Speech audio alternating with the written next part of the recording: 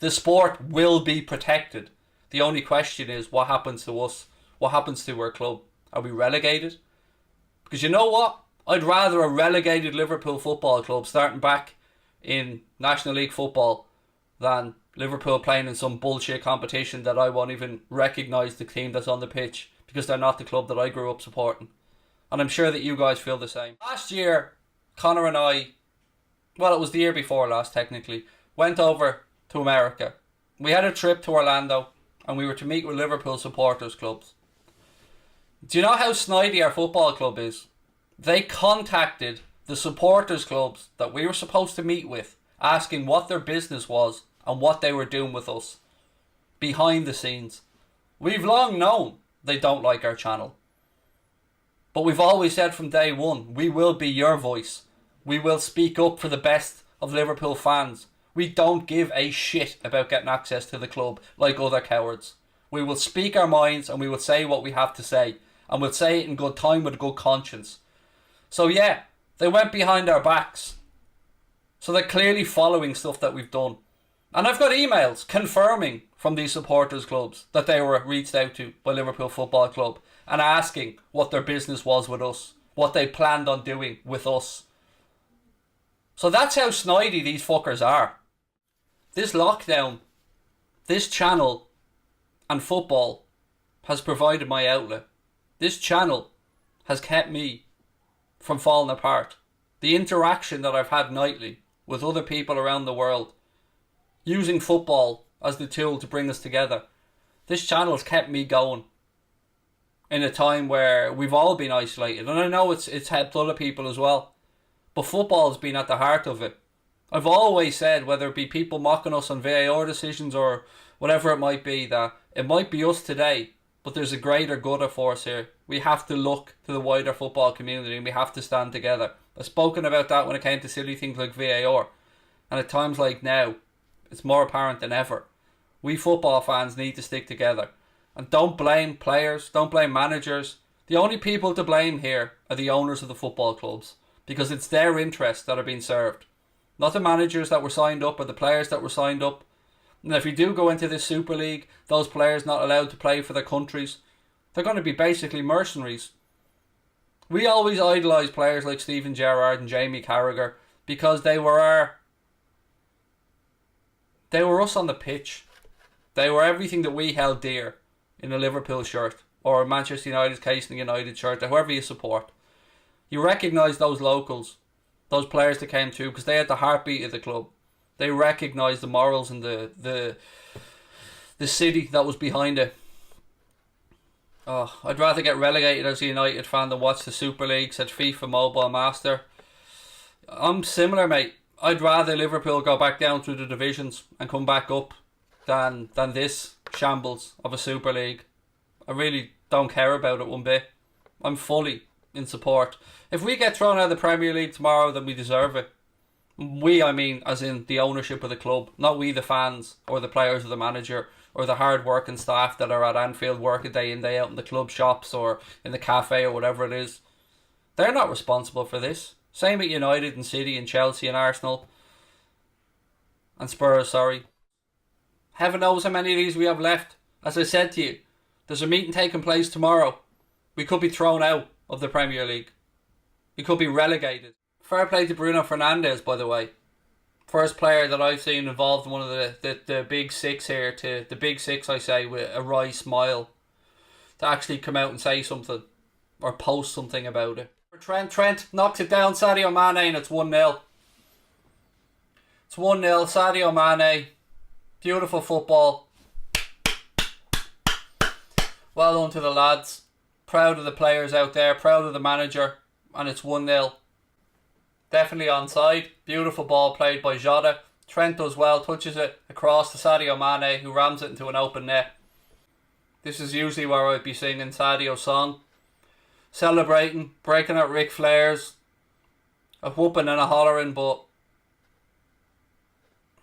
congratulations. It does feel weird, doesn't it? Again, important to remember, folks, it's not the players, it's not the manager, it's not the coaching staff, it's not the fans. It's the greedy bastards that own the clubs that are causing this. They just can't get the concept of it. They think that it should be a closed shop where the money and income is guaranteed, and you know, these franchises keep going up and up in value, and that it's a closed shop. That's not what football is about, and it never will be. I promise you one thing. As I said earlier, we hit 100,000, 120,000, 150,000. We will still be your voice. We will still give you everything that you've believed in from this channel from day one. We will still give you a vessel, a forum, and this will still be fan-driven content. By you guys, for you guys. All I am is a conduit between the microphone and YouTube. It's your views that matter on here, and they always will. Real Madrid won't be starting with 13 Super Leagues. Liverpool won't be starting with 6. You can take your league and you can shove it. They're destroying our sport for their own greed. Yes, FIFA and UEFA aren't perfect. Yes, there are problems there to be addressed.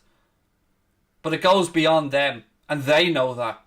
It goes beyond the fans who go into the stadiums every week. It's a cultural thing, and you're waging war with our culture. You're waging war on our history. You're waging war on what we hold dear. And of course, that's not to say without the players who will be kicked out playing for their national teams. We know how proud Mohamed Salah is to represent Egypt. We know how proud Bobby Firmino and the boys are to go and play for Brazil. That'll be taken away from them. That national pride, that sense of going home to their home country after playing in a World Cup or whatever, ripped away from them if they play and if they go. So these players are having a gun basically put to their head to make decisions. Do I want those players playing in this European Super League? Because they'll only probably be viewed as mercenaries by those of us who actually care about the sport. Players who we love and idolise now and look up to. But what we've always said is, to us the badge and what it represents is more important. Where's the integrity of our clubs?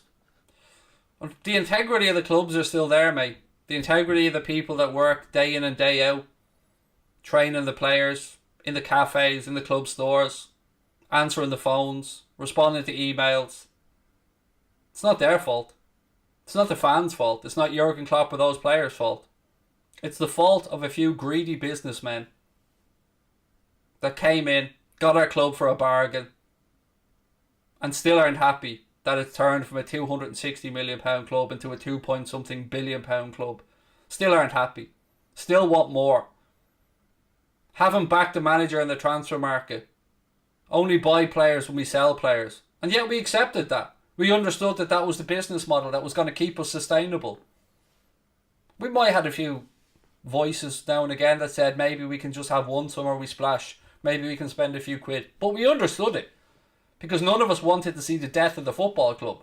None of us wanted to see Liverpool go into liquidation. None of us wanted to see the football club taken away because we were paying out money we hadn't got. So we understood it. And we went about trying to win the league in the right way. A clever way. By buying to sell. By bringing through young players. By clever recruitment. By good coaching. By these players wanting it. And we got that league title. And in the season after we get that league title, the Holy Grail, that Jurgen Klopp and those players will forever be looked upon as heroes.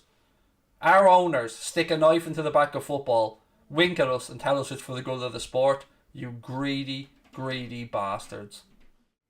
It'd be easy for us to just turn our back to this and say, that's great, we're going to be in the European Super League, we'll be playing Real Madrid and Barcelona every week, we'll have the most money, the greatest players in the sport. But that's not what it's about. That's not what the football at its foundation, at its core, that's not what it's about.